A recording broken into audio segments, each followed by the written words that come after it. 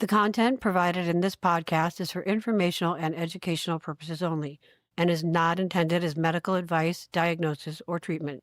Always seek the advice of your physician or other qualified healthcare provider with any questions you may have regarding a medical condition.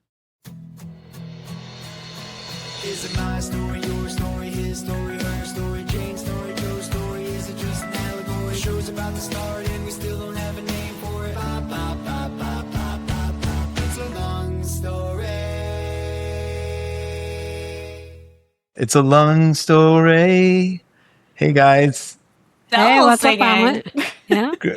Lauren, Andrea, great to see you both. Are you excited about today's episode? Oh, so excited. I cannot wait to meet these guys and hear their stories.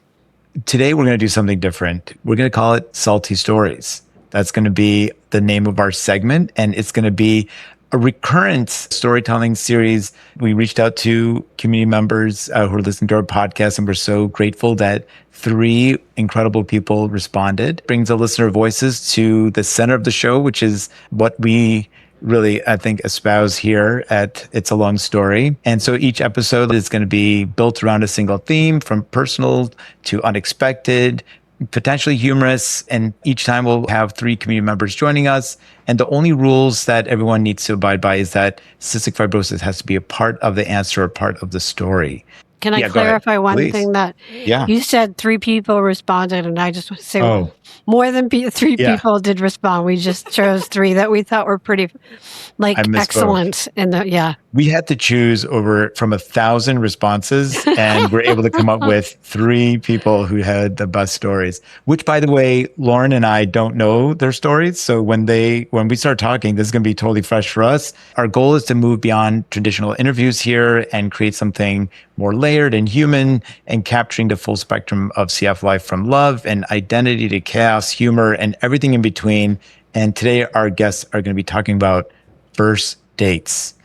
And so our first contestant, there's no prize. So our first guest is going to be Simone. And so we're going to be welcoming Simone. Simone, hi, how are you? Hey, Ahmed, I'm doing pretty well. How are you doing? I guess we answered that already. I'm feeling pretty good. I'm kind of sick right now, so apologize the raspy voice, but everything's pretty good otherwise. Yeah, I mean, you sound great, and I'm sorry that you're not feeling well, though. But one thing is that we want to first ask you, I would say we want to guess where you are, but you're in a room, so we can't really tell. Do we detect an accent? I don't know. There may be an accent. I've been told by Americans that I have an accent before. Oh, she just said American, so she is not American.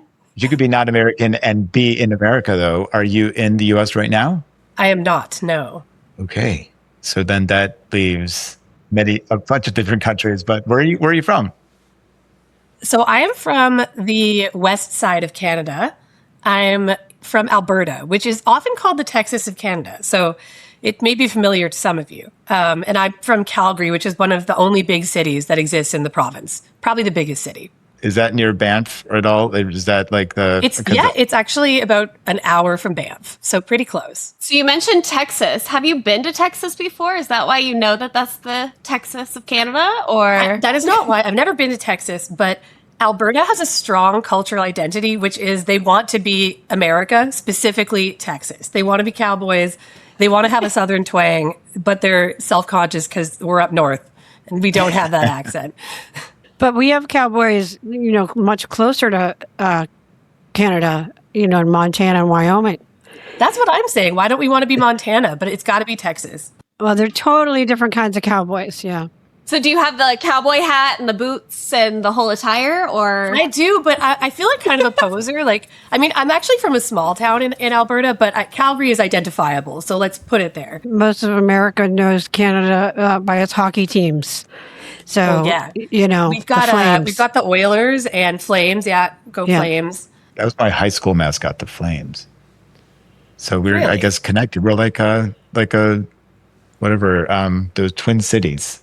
Buffalo. Yeah. my high school and Calgary. All right. Well, anyway, why don't we get started? Simone, you're going to tell us a story about your first date. Yeah. All right. Let's take it away. Or So a this first date. A first date. Yeah, Yes, not necessarily yeah. your first date. A first Right. date. Good This is clarification. my first date. It's a date, but it's also not a date. But I will explain. So this was a long time ago now. I'm 35 now, and this was when I was about 24. And at the time, I still thought that I was straight. So I was diligently dating men because I thought that's what I should be doing. And this particular person, I'm going to call him John for anonymity. And because he might be watching this, I'm not 100% sure. And we were kind of in the same friend group. We shared a lot of mutual friends, and I immediately thought he was extremely attractive. And I think in retrospect, it's because he kind of he looks a lot like Jodie Foster. And I think that should have been maybe a tip off at the time, but it wasn't. So I was really, really pursuing this guy, really. And I was like, you know what? Like, lived in a different city than me, but I went to that city frequently to see my friends there and our mutual friends. And I was like, you know what? I'm going over to this city for a big Halloween party that we're all going to, and tonight's the night we're going to hook up. And I was planned it all out. I was really excited. And so the big day came, and I took the ferry over to this city with my friends, and he was there, and he looked so good, and he looked honestly so much like a lesbian. And I was like, wow, he's so attractive. And we were out at this party. Everything was really fun. And By the way, I just want to say I so don't know where this story is going. This is amazing. Wait, really quickly, while we have a pause, though, what was your costume? Because it was my Halloween, costume right? I was dressed as Buffy the Vampire Slayer, and then my twin sister was dressed as Faith the Vampire Slayer from the same show. So Oh, we were nice. both vampire Okay. slayered up. Yeah. And I think almost no one recognized our costumes, but there were a few film people there who did get it, which is nice. So anyway, this party was going good, and then we were going to the second location, which was some sort of warehouse party thing. And I say never go to the second location. So I was like, you know what? I don't think I want to do this. So this guy, John, gave me this really significant look, and he's like, I don't think I want to do this either. And I was like, maybe we just shouldn't go. So we were halfway to this next party. We turned around, and I was like, maybe I'll just go home for the end of the night. And then he said, yeah, or you could come back to my house. And I was like, what? Well, okay, that sounds good. Now it's a date. Now it's a date. So it's a date, but it's not really a date, is it? It's an agreement to spend time together in a not platonic fashion. So let's say it's a date, right? So we get back to his place, and I was like, okay, it's on. We're going to hook up. Like, I was feeling good, and we were kissing and all of this stuff. But as we were starting to, actually, just a quick pause. Am I allowed to, how family friendly does this podcast have to be? No, speak just freely because we Okay. don't belong to anybody. It's a box. Gotcha. I I have can to throw check. out like a few cuss words too if we need not- to like make yeah. you guys No, comfortable. Yeah. Okay, so we were at his place. We were making out. There was all this anticipation from kind of us circling around each other for months at this point. And wait, and you just, where are you now? Like, so you went to his place? Yeah, so we Okay. were at one party at an Right. apartment. We were moving in the process to a Gotcha. second party at a warehouse of some kind. We went back But to his scared of the warehouse. Solid so went plan. to the apartment. Okay. Yes, scared of the warehouse. You're now at his, Or at his not place. really. We just wanted an And- excuse to leave, right? So Yeah. we start taking our clothes off. And it's then in that moment, because I was so excited for this fun, no strings attached hookup, I remembered that at the time I had a G tube. And this is before, so 9 years ago, or sorry, not 9, 7 years ago, I got a double lung transplant. And I haven't had a G tube since then. But at the time, I still had one, and I completely forgot it was even there. So I realized midway through us taking our clothes off, I just thought, oh shit, now I have to explain this very vulnerable and intimate part of my life about my health to this person that I wanted to have this fun, casual night with. And I was like, oh my God. So I just continued to go with it. And I was like, maybe he just won't notice it. It's just fine. He just won't even notice it. And then almost immediately when we're naked, he was like, so what is that? I was like, don't worry about it. It's like it's a thing. Just don't worry about it. And he was like, well, I am worried about it. And I don't really want to do anything else until you tell me what's going on. And I was like, I didn't even consider this because this is my first time ever having sort of a casual hookup.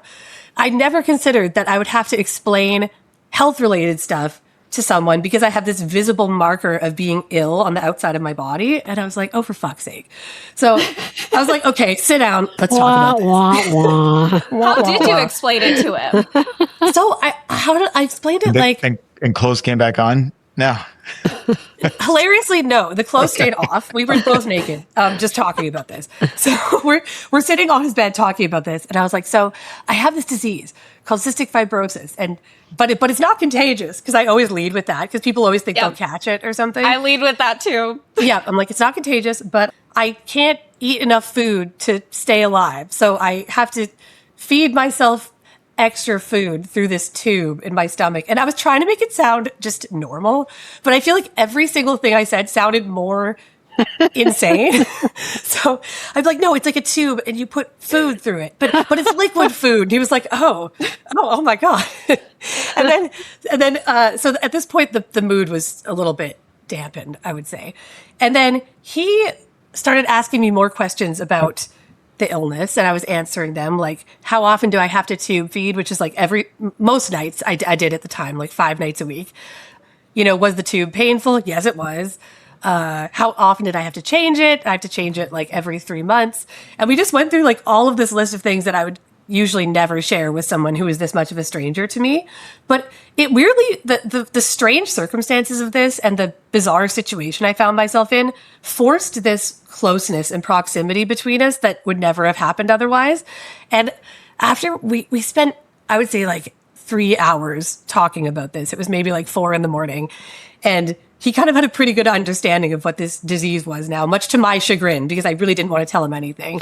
Was he like, so is it like just the G tube and you're like, or J tube and you're like, well, yeah, I was like, well, no, it's multi-systemic. I was like, I can't really breathe very well, which he'd already deduced because when we were walking back to his apartment, I was really out of breath. And he was joking like, wow, you're so out of shape. And I was just thinking, you have no idea. Because at the time, my lung function was like 35%. So yeah, I was out of shape. Oh, gosh. Yeah. But like, he seems really thoughtful and wanted to really understand and get to know you. I mean, that's kind of it's, like it seems like a nice guy. He was a really nice guy. He was so thoughtful. He was so kind and very considerate. And yeah, I felt that after I'd explained all this to him, it was kind of funny because the mood was so dampened at the beginning, and then talking about all this and explaining all of it sort of like forged this connection over the next 3 hours. And by the time those 3 hours were over, when it was about 4 a.m. and I essentially told him my entire health journey from childhood to adulthood, the vibe had kind of built back up. And he was like, so do you still want to, have sex? And I was like, yeah, I do actually. And I think it was more enjoyable because we like formed this bond over these 3 hours. So it wasn't really the casual encounter that I'd been envisioning, but it actually made the whole situation a lot better. And following that, we became really close friends, and we've been close friends ever since for the last 11 years. So shout out to John. That's amazing. Shout out to John. Awesome. But I was wondering, like, if maybe he is gay, and like, 'cause, I mean, when you weren't getting together, I was thinking, okay, wait. Yeah, no, But- he's not gay. He's very straight. He's actually engaged now. But at the time, I thought I was very straight. So he's just a very nice and pretty man. That is so. I mean, that's a really sweet story. I mean, we had no idea where that was going. Yeah, it's kind of I wasn't really sure how to tell it either because there were a lot of moving parts happening there, but I think I got the meat of it out anyway. Another weird question that I had was it a Mickey or an AMT G-tube? Maybe you don't remember. Oh, it was a Mickey. So it was, Okay, it was a great. Mickey. It was So the flush. skin level button device. Yeah. And I have Very to tell good. you, like the minute I got out of the hospital after transplant, I ripped that thing out. I was like, I'm never using this again. It was so satisfying.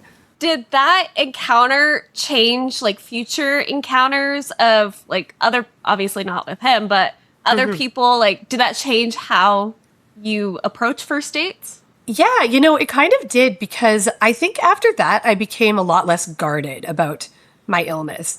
I was taught through different experiences, romantic and otherwise, that if you share too much right off the bat, it can become a vulnerability that can be used against you. I had it happen to me a number of times in relationship settings, but also like workplace settings, professional settings. And I realized after that being so guarded was really stopping me from, even if it was just a casual encounter, like, or I was going for a serious relationship, it stopped me from connecting with people because I put up these really strong walls, which I'm sure like anyone with cystic fibrosis can relate to. You put up a strong wall to protect yourself because you don't know how other people will react to the fact that you have this life-shortening, life-threatening illness that requires so much maintenance and so much, like you go through so much physical and emotional pain, and it's hard enough for you to carry. So you're like, I don't want to open myself up asking someone else to carry that, and then they won't or they can't. So, but after that experience, moving forward, I was a lot more upfront and open with those things. Maybe not, I didn't want to trauma dump or overshare, I suppose, with someone when I barely know them, but I You was didn't more just show upfront. off your tube every time? Yeah, I didn't walk around flashing my tube, so to speak, but I was just more upfront about the reality of what I live with. And I think that allowed me to have, like, it has allowed me to have way more meaningful romantic and also like platonic relationships too. It made me less avoidant, I guess. You know, I teach first year medical students, and I bring someone with CF to that class, and the G tube comes up often, and especially with how do you first introduce the G tube. And this person is in a book called Salty Girls, and that's the author is a Canadian, I believe, Ian Pettigrew. I don't know if you know that book, Oh, Salty Girls. I do, yes. Are you in it? No, I'm not, but Okay, a couple you're- of my friends are. Yeah. But that's one of the first things that this person, when they join me, that's like the big nervous aspects that they're exposed. But she would sometimes hand them the book, and sort of just get it on the open that way. But this book is really empowering, to women with the scars of the wear and tear of having tubes and ports and other things, but just how beautiful you can be, with those scars. Well, yeah, I agree, because I think as women, or anyone who is seen as a woman, we get so much scrutiny on our bodies societally, and then that additional factor of these medical devices that are implanted in our bodies or just signal that we're sick to everyone else. That's such an added layer of scrutiny to ourselves. Wow. Yeah. I'm so I would grateful to add, share. even if you don't have, a device or like oxygen, in my case, it took me, even at my age, it took me a long time to start wearing it on Zooms in front of, clients and things like that, because I didn't want to seem weak, and so I really had to get to a point where it was like, well, do you want to get your point across and have breath, or like, seem like you're, I don't know, you don't need it. But I definitely didn't have any devices that were visible in a couple of relationships, but I had breathing issues, real breathing issues. And, when I was younger, I actually was in one relationship for 2 years where I hid my cough. Like, I would run to the bathroom if I had a coughing fit coming up. That's impressive. And it was. I don't know how you did that. I didn't hide every single cough, but, I was not embarrassed. I just, I wasn't getting the support or the reassurance from this person that, it was okay. And, eventually it developed into something that I was like, oh, this is unhealthy. And I moved away from it. But, just having CF, there's stuff that isn't visible that is, you're constantly deciding if you can trust someone with this information or not, and judge their character, when it would be so nice if you just didn't have to. I think that dating with CF, it makes you weather test a relationship long before you ever want to, because you might run into something really difficult early on when normally you could kind of keep it light and fun for a lot longer. Right. That was a perfect way of putting it, weather test. And I'm sorry that you guys have to do that right off the bat, but this shows just what a courageous, incredible person you are, Simone. I mean, I wish we had more time to get to know you, but you seem like an amazing person, and I'm glad that you represent Canada really well, the CF community in Canada. Shout out to Canada.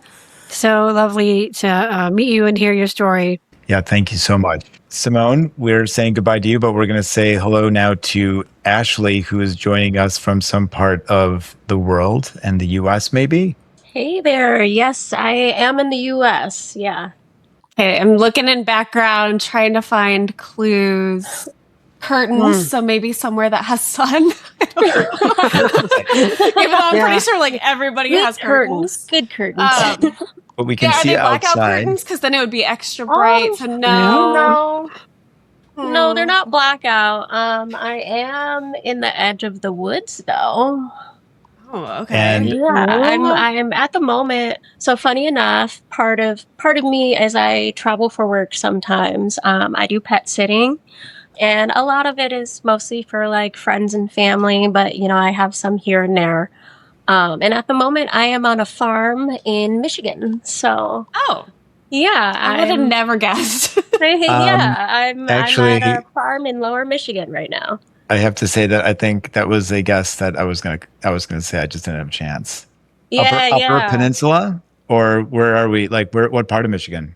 Because if you can see behind me, Closer. I'm a big Michigan fan. I see. I also yeah. have family in Michigan, so I know Yeah, Michigan pretty yeah. well as well. Yeah, my home hospital is University of Michigan, where Nice. they do a lot of research blue. and stuff. So I've always been really into the research that they do there. Amazing. But yeah, I'm in Lower Michigan at the moment. We're like 10 minutes from the Ohio border, so like way down there. Near Toledo? Almost, yeah. I'm Yeah, about 15 minutes from Toledo. Yeah. Okay. Yeah, I know that area well. 23, Yeah. right? Yeah. Yep. Taking US 23. That's right.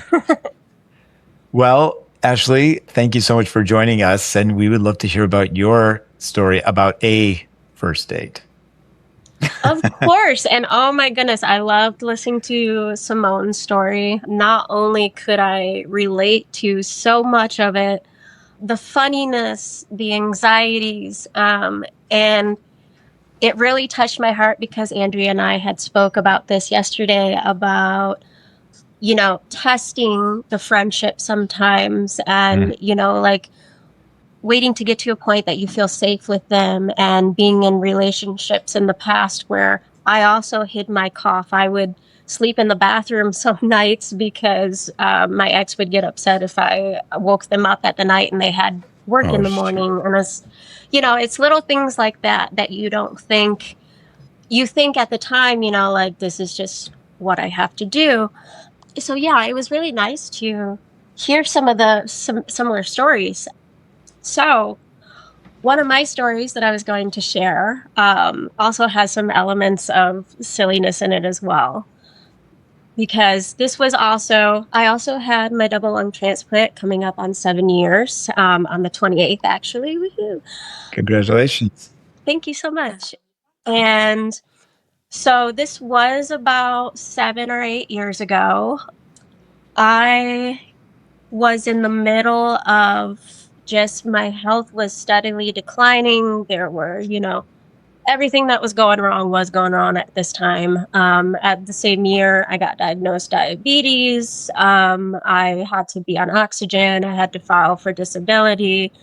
I had lost my job, my apartment, all kinds of things were just dominoing at this time. And I was also struggling with some social situations at that time as well, where I'm someone, if there is something serious happening in the friend group, I'm kind of the first to confront it because I notice. And so I had a few people that were doing some not really great things, and I had brought some attention to it. And so during that time that I was dealing with a lot of crazy medical things, I also had a few people that were kind of happy that I was in that sort of pain at that time. So I was kind of trying to figure out, who I could trust, with like the things that I was going through, who would, be able to understand. I happened to meet someone during this time period, and we had a few mutual friends. And it was the same thing where it's like he had seen online, some of the things that I had been through because I started actually talking about it a little bit more. I had quite a time in my life where I didn't want to seem sick, or like be someone that needs special care or things like that. So I didn't talk about my CF and things for quite some time. But that year I had finally started opening up about it, posting online about like, hey, like this is what's going on.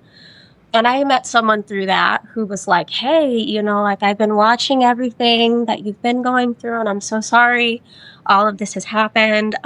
Would you like to go on a date sometime? And I was just like, wow, like what a strange thing, like you're seeing that I'm like very sick, and I'm not doing well, but like you're still interested to hang out with me. So sure, like let's hang out. And it was a fantastic time. I think that first time that we hung out was probably about 8 hours. And Wow. we had, also a rarity for me. And we had gotten like some dinner. We had watched a movie. We had hung out and started talking about some things. And of course, things started getting a little hot and heavy, is about like, like I'm really into you. Are you really into me? Yes. I had left my portable oxygen at the time in the car because, again, I only needed it usually like if I'm like doing intense activity or if I'm sleeping. So, me sitting there and hanging out, I'm thinking, this is going to be pretty chill. No problem. I can leave my oxygen behind. I don't have to feel weird about carrying it around. So we're hanging out. And as I mentioned, things are getting a little hot and heavy. And as I'm making out with this person, I'm realizing I can't breathe. Oh my Like, God. I'm inhaling your Classic. CO2, man. Yeah. And it's so funny the way that you don't even think like, oh yeah, like you have to breathe and your mouth is obviously obstructed. And yeah, I realized like halfway through, like I'm not getting enough oxygen and I feel really bad all of a sudden. So I had to kind of stop the makeout session and be like, hey, this is so much fun. Can you go to my car and get my oxygen machine so I can breathe? So yeah, Before that, what were like your other strategies and try to like make this work? Were you like I was just and that was the thing is like, realizing like, oh, I can't breathe as well as, I need to right now. Trying to like, maybe if I take a deep breath through my nose and, like stuff like that, trying to see if I can like figure out how to navigate what's happening here and still survive it. Yeah. wow, wow. It gets aerobic. I feel like you missed an opportunity, by the way. You should have told the person, oh, you took my breath away. took Can you my go breath get my away." oxygen from the car? Yeah, and that was the thing is like literally by the time like and again as it was kind of mentioned before, CFers and people with chronic illness, we're just kind of used to push through it and see if it gets better maybe. So like I had kind of pushed myself to the point that I was just like, I could not breathe. So I was like, hey, like, can you get my oxygen? And I like lay back in like his little apartment and I'm laying there and I'm just like out of breath. He like comes, he brings my oxygen. I'm like breathing it, like oxygen's flowing back through my body. I'm feeling better. But as that's happening, I realize as I'm coming back to life, I am also newly diagnosed diabetic and my blood sugar is starting to go low from all of the excitement that just happened. So as I'm like out of breath, coming back to life with this oxygen, I sit up like the Undertaker and I'm like, do you have like any kind of candy or soda or anything like that? And he's just like, yeah, like I have this little bit of a stash in my, cabinet there that I keep for like movie nights and stuff. You're more than welcome to, like have some of that.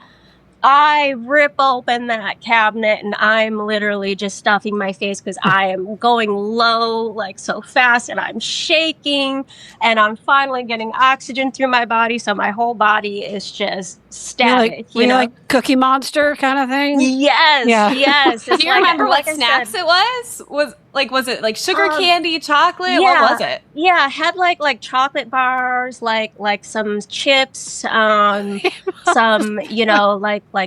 Smarties and Skittles and stuff like that. And it's like I don't even like chocolate. I ate the majority of that dresser. You don't like chocolate? I'm not a big fan of chocolate. I like chocolate I things gotta go. sometimes. Yeah. I'm really particular about like chocolate bars and stuff like that. But it was no problem at that point. I went right through them. And like I said, I can't imagine how funny this was from an outside perspective of I'm literally laying there because I'm like, we made out too hard. I can't breathe. And I'm like, like laying out just like absolutely like void of oxygen. I get the oxygen. I sit up immediately and start ravaging through like all of the snacks that he had saved for like his movie nights and stuff. What do you do after that? It's like you recovered? After that. There's a third thing here. Yeah, and that was the thing is like, after that, it's like he, of course, like had an idea of, the things that I go through, and especially like if you're open about it. Yeah. But it's a different thing seeing it. And it was one of those things where like as soon as the episode was over, I was embarrassed because I was like, oh my gosh, this very attractive person who was like, yeah, I know some of the things you're going through. And I'm like, cool, let's hang out. And all of this happens. I was like, wow, like, I just can't imagine, what that looked like from an outside perspective, never seeing it. Luckily at that time, though, he was incredibly accepting, incredibly supportive. Although things between us in the end did end pretty horribly, he was there for me through my transplant process. And he was very supportive through a lot of my really scary medical things. And sometimes I do look back and if it was not for some of the support that he did provide, although we are no longer in each other's lives, it is something that I appreciate and very grateful for. So it's like ultimately all of that craziness, it just kind of was like, yeah, like this is how I am, take it or leave it. And he was just kind of like, okay, like cool, like sometimes things are weird. And it was like, yeah. Mm-hmm. I mean, you went right into the frying pan. I was going to say I was going to say some things because I was rooting for him. Like, what a great guy. And then now I don't like him anymore because you guys had a bad breakup. But then you said like he really got you through it. So I'm right in the middle. Seems yeah. And that's like where I am out. as well. Like I said, I things ended horribly. We are no longer in each other's lives. But if it was not for the support that I had gotten through that time, I'm not sure if I would have come through it the same way. So ultimately, I think it's one of those issues where, some people are just put in your lives at the right time to be there for certain things, and that's just how it worked out. So that's a beautiful way to look at it. And I hope it wasn't because you ate all his candy. No. Did you ever go to the grocery store and like pick out your snacks in case it happened again? Or oh yes. Yeah. And that was the thing from then on. And that was like a really sweet thing that he actually did for a while. He kept, so my guilty pleasure and especially like a quick blood sugar raise is Pepsi's. So he, would always have some Pepsi's on hand. He always restocked his candy drawer whenever I was supposed to come by, just in case. Well, that's nice. But yeah, it's like luckily as well, with experience and time, I have learned to manage the difficulties of CF related diabetes as well. So yeah, it was a really interesting time, and I cannot imagine having, like a first encounter like that just in general. Well, just such a beautiful sentiment. I mean, to see life in that way, that the right that person came into your life at the right time, and first of all, did he have any experience with someone else in his family who had a chronic illness, or did he know anybody with CF? I mean, he Um, came in and that did not scare him, although that might scare away a lot of people. yeah. So his mother actually had chronic conditions. And I think that that was probably, where he at least learned how to, manage situations like that. Because I had a running relationship with his mother as well for a while, and she had a few different things going on, and some people in the family and immediate circle. So they definitely did have some experience with chronic illness and medical situations, which always helps.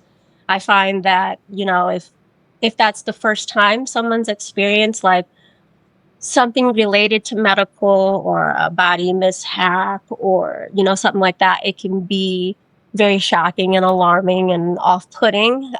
So I find, especially with people that have any sort of experience, even if it's not like CF specific, it goes a long way with, knowing how to just kind of go with the punches of things that arise. So. Now, you mentioned that you're taking care of pets, and obviously, we all love animals, dog, cat here. Is there someone in your life right now, or you're like, I'm just gonna stick with taking care of these beautiful animals? Yeah, I am kind of in that point right now where I am enjoying my time with these beautiful animals. I had mentioned yesterday as well, because we had talked about speaking on, relationships and things like that. And I had brought up that I felt a little apprehensive because there are people, in the world that, again, they don't have experience. There's no way that they could understand.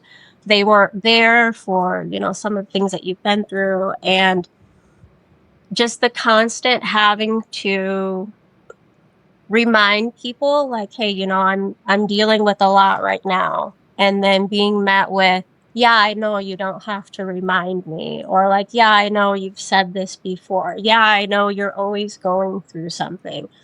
So it is hard to find these days. And I fear that I'm living in the past of, being in those incredibly difficult medical times of, being diagnosed diabetes, having to go through multiple surgeries and tests, and then having to go through an emergent transplant and the life that I had to adjust to after that. There's no way to really put things like that into words for people to understand. And because of my experience of, I now am doing better with my health overall, but I still have CF and I still deal with transplant issues. It's still hard. I still run into the same issue of, you look fine and you talk fine and you can work sometimes and, things like that. I do still struggle sometimes with relationships and trusting to let people in to know the extent of what I deal with because I fear overwhelming someone that just will not understand.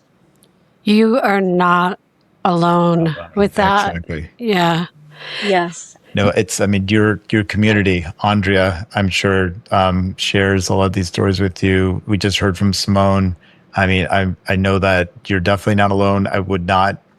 You're not going to give up. You're a beautiful person inside and out. And although those pets are grateful, you're don't give up on finding that right person.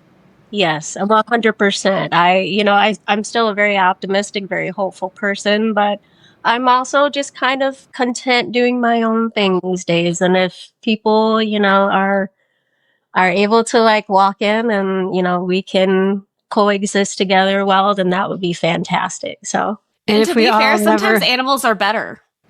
exactly. well, I Exactly. would argue they're always better, but I don't want to tick off my husband. I know. We got to be careful. Yeah, he's totally not here. here in the background or anything. But this is wonderful to speak with you, and we could speak with you for a really long time, just like Simone. And I said, if we were like This American Life, I think we'd put in the music "Take My Breath Away" by Berlin. Hopefully, maybe Andrea, our producer, you can throw in that song as we segue and say goodbye to Ashley. Ashley, so nice to meet you. And now we're going to say hello to Steph. Steph, what's going on? Hey, y'all. Not a whole lot. Just happy to be here with you guys today. We got a y'all. We got a We y'all. can pick a location now. Now, I know Lauren says y'all. You're from Oklahoma, though. I'm originally from Oklahoma. I don't live there currently, but I was born and raised all the way. No, I will not sing the musical for you, but I do love Oklahoma. So I'm guessing you're in that area. Adjacent. Somewhere-ish. Not in Oklahoma, but yeah, adjacent. Adjacent. No, she's blurred, so Yeah, no clues for you guys, actually. nobody has an accent anymore. No, I kind of Some wish I people had do one now. around here. Yeah, you, they do. Funny. Can you pull it Plenty out of for accents us? We around here. cherish those people. Well, I'm yeah. from Boston. I can pull it out anytime. Like Matt Did Damon. you ever and- have an accent, Steph? It comes out when I say certain words, Okay. or when I'm around certain people. But you just can't get away from that sort of Southern accent. I Any think like if you've been here long rodeos you enough. go to, maybe? Yeah. As a matter of Does fact, that we've got bring a out the accent? pretty solid rodeo here where I live. And So, yeah, Texas. Yeah, I'm definitely here in Texas. And rodeo is a thing, though. Like, I mean, when I was down near Houston. I mean, that's a huge part of life. Yeah, say, going is to it a Houston rodeo. or like maybe like Fort Worth? No, so both Houston and Fort Worth have great rodeos, but the city I live in also has a big one as well. So neither of those, but All right, I'm you in don't have San to tell Antonio, us. Texas. San Antonio. No, we've got a Love it. whole Spurs fan? rodeo season. Oh my gosh! Don't even get me started on the Spurs right now.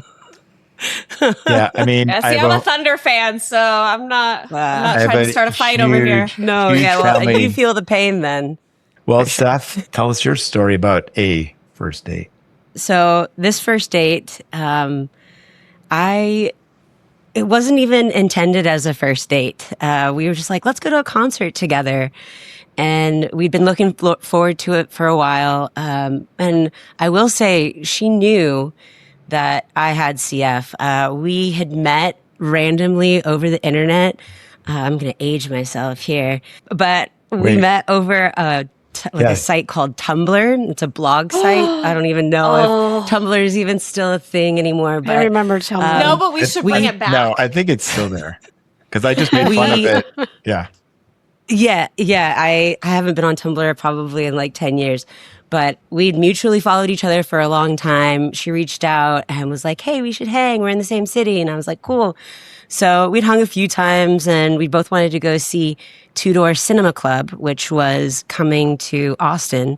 So we one evening made the drive up to Austin and, we're having a blast and everything. We went out to dinner and then we got to the venue here in Austin. It's called Stubbs. It's an outdoor venue. It's pretty intimate, I think. It's not like a huge stadium or anything like that. So we get there, and this was in, I think, like April. So we still had like a little bit of chilly weather here, and it ended up being a little bit cooler than we anticipated. So we get into the venue. I'm like, man, it's kind of cold. I think I'm going to go run back to the car and get my hoodie. I'll be right back. And she was like, okay, yeah, sure. I'll get us drinks and I'll wait for you here.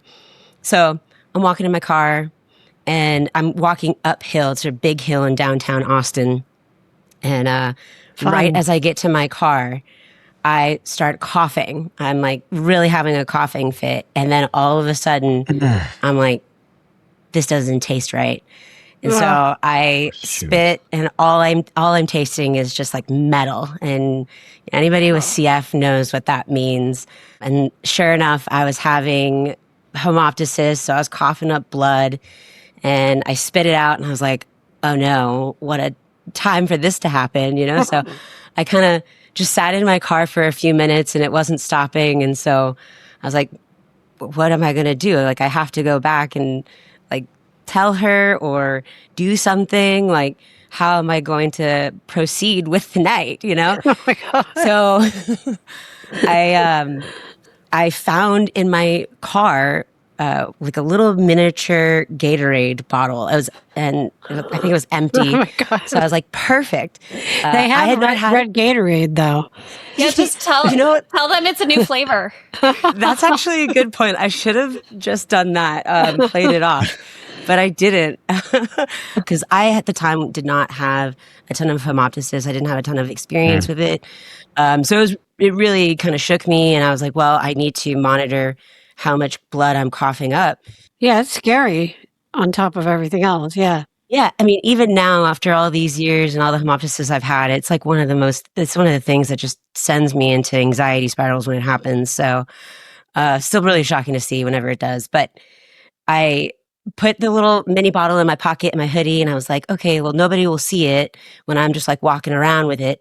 So I get back to the venue, and we're standing there, and she's like, are you okay? Because I was kind of like anxious and kind of quiet, you know? And I was like, yeah, I've got to tell you something. And she was like, okay, what? And so I was like, I'm coughing up a little bit of blood. And her eyes got huge. She was like, what? You know, she'd not, you know, There's no way to downplay that. You I know? know.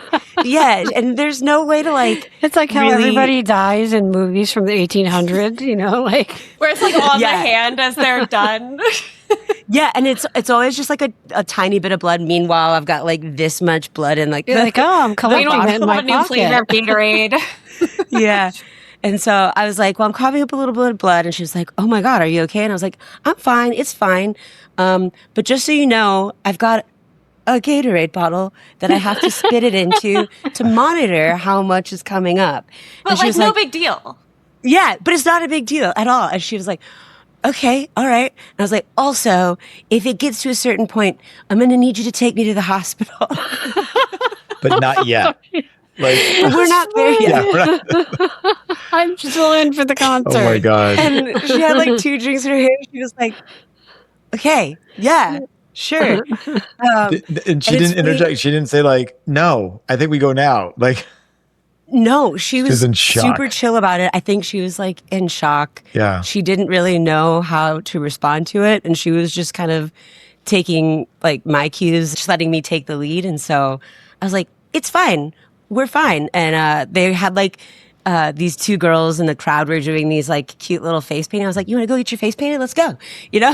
And so, Deflecting. I like the Had rest it of the kind of night. ended at that point? No, the hemoptysis hadn't stopped it yet. It probably stopped like a good half hour later. And, you know, it wasn't too alarming of an amount, you know, so I felt comfortable just continuing to dance the night away. In fact, I probably did a bunch of things that you're not supposed to do when you're having hemoptysis that night.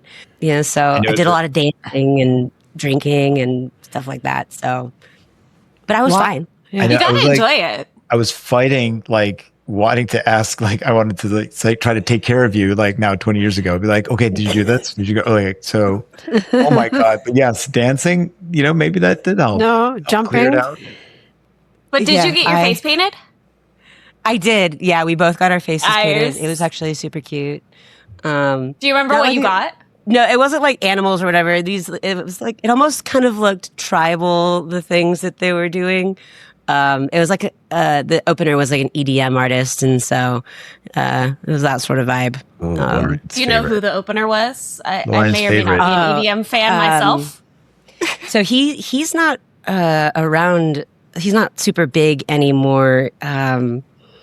Oh gosh, I'm forgetting his name. The song that he had that was really big was called Global Concepts, but I can't remember his name right now. So This is, yeah. you Gonna said bother Tudor, me. I might have that's to an look that Irish up. band? So Two Door Cinema Club was the headliner, Yeah. and that was an awesome, incredible show. Probably one of the best shows I've ever been to. Wow. And you Wow. didn't miss a Yeah. minute of it. Yeah, I'm glad it didn't, end up making me have to leave that show because it was. The timing, actually, when you think about it, it happened in the middle of the show or even closer to the beginning of the show.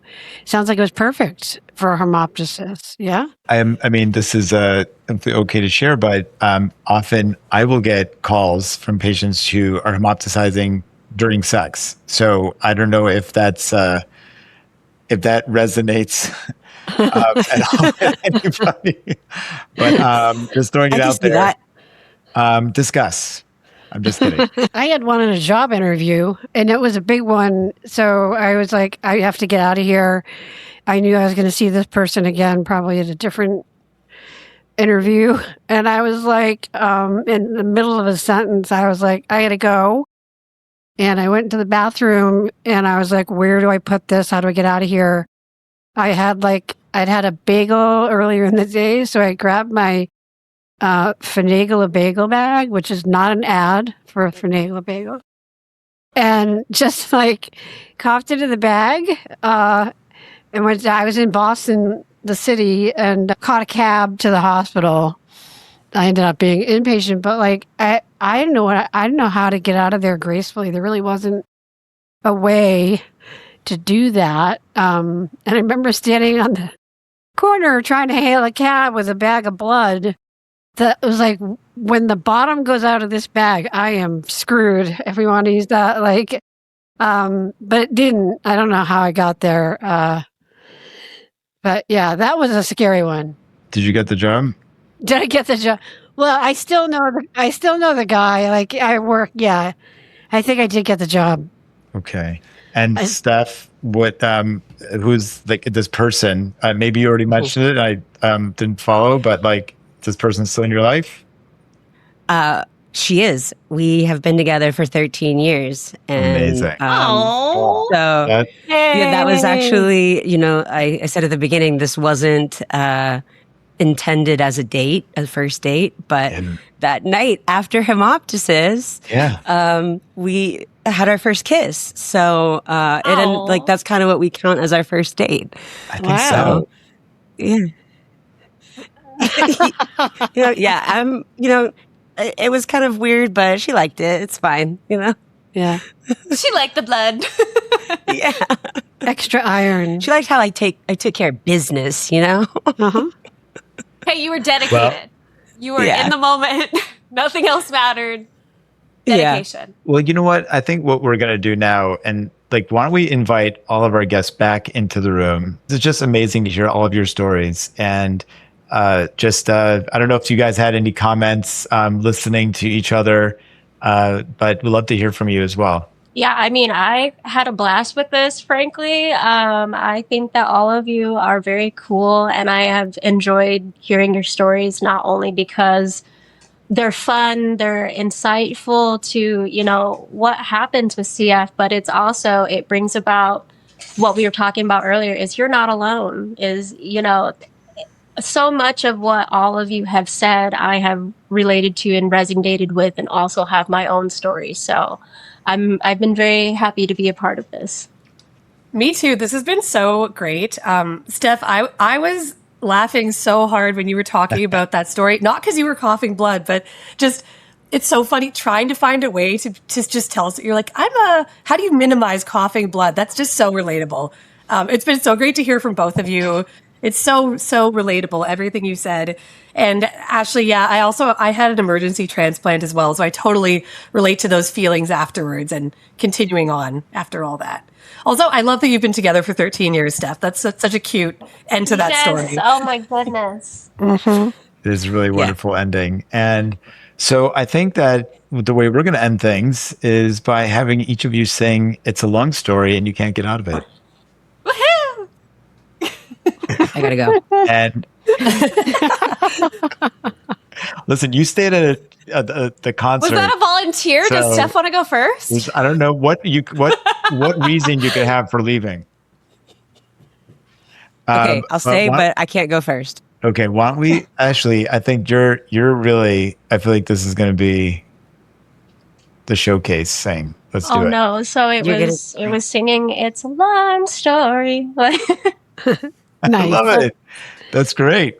That's Yep. perfect. Thank I you. like it. I like the shoulder too. Throwing some shoulder into Oh, it. I was just checking to see if that's what I was supposed to be saying. So Do you want to try We should again? incorporate some Yeah. dance moves into future Yeah, ones. we'll Like, try it's a it long again. story. yeah, I was Actually- like, am I supposed to say a long story? That was just me getting in the groove of it. Yeah, no, you sing It's a Long Story or however you want to say it. Okay. Well, here we go then. It's a long story. Perfect. Yay! Perfect. Simone. It's a long story.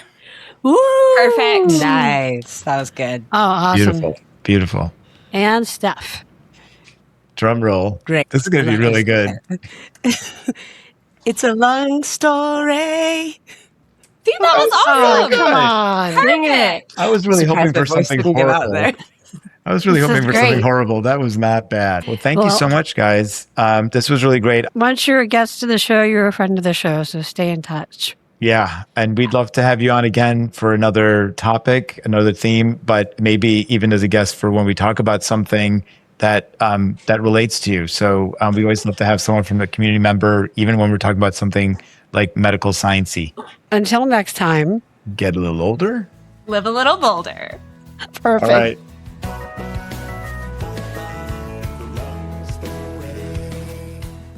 We are working hard to provide meaningful information to a deserving CF community, information you won't find anywhere else.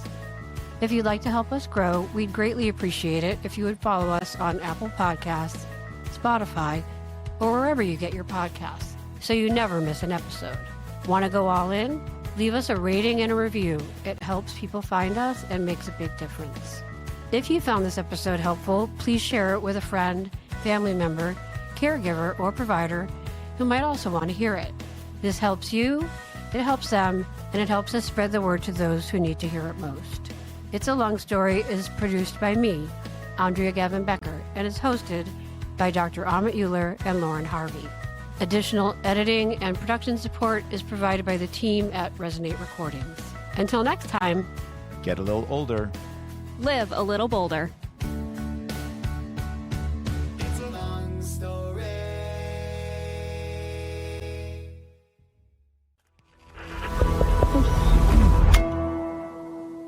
Resonate.